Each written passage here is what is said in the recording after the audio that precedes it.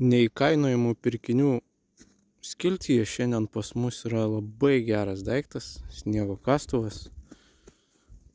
Pirktas, kai prasidėjo žiema 2026 metais sausio pradžioj. Jis prasidėjo gruodžio gale, sausio 1 dienom, tai šitas už porą eurų tėvo dovanotas prieš 5 metus pirktas dar biškį patarnavo, perskilo.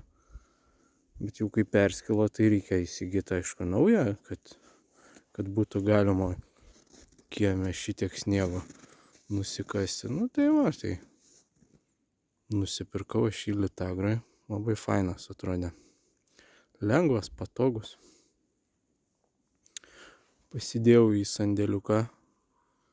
Visą sausio mėnesį jis ten prastovėjo, nes nesnigo ką. Vieną kartą nusikasiau su tuo senu ar du ir užteko.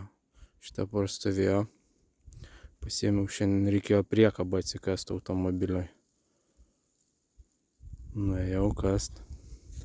Nešuosi kastuvą. Žiūriu, jau stovėjimo žymės, jau pelės gal pragraužė, ir čia koks kirstukas prakirto, gal žieminis, poliarinis. Taip. Ir bekasant, aišku, kažko atsipalaidavo rankenėlė ir dingo varžtas. Gal atsiras pavasarį pas ką nors padangoj, tai bus labai smagu. Galėsit man grąžinti.